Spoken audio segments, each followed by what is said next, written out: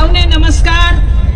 મંચસ્થ મહાનુભાવો અને આપણા ધુરંધર ધારાસભ્યો જે અત્યારે આવ્યા છે એમને ઘણા રોક્યા આ ભાજપની સરકારે અને કુબેર ડિંડોરની સૂચનાથી અને આ નેહા કુમારીને એને આ બોલી છે એને આપણે સજા કરાવીને રહીશું.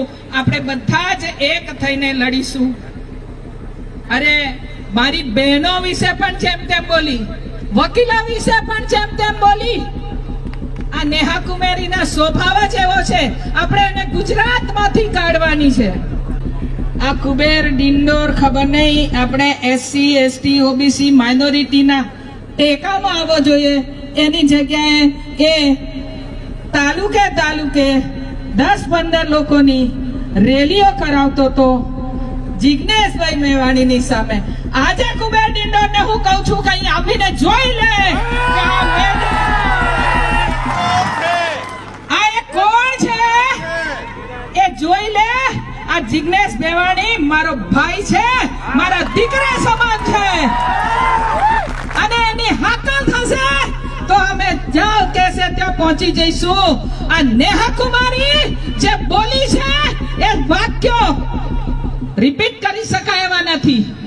એ એક જગ્યાએ નથી બોલી, એ ઘણી જગ્યાએ બોલી છે. એના સ્વભાવમાં નેહા કુમારી દુબે, હું તો કહું નેહા બાઈ કરતા પણ ગઈ.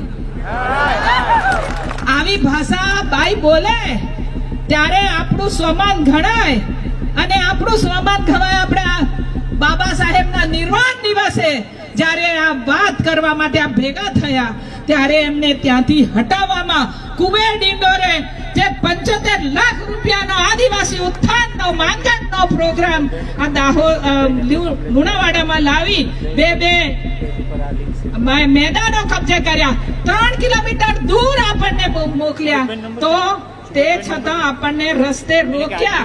સૌથી ખરાબ તો હું કહું અનંતભાઈને રોક્યા. એ અનંતભાઈ ચાલુ ધારાસભ્ય, એને આવવાના દીધા. આપણે બધા જ એમની સાથે છીએ.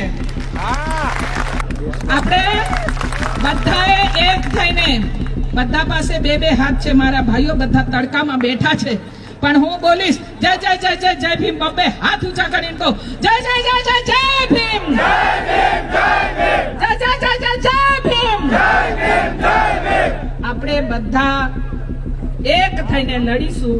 અને આજે હું આહવાન કરું છું કુબેર ડિંડોર, તમે આવો અને અમારી રેલી જોઈ જાઓ.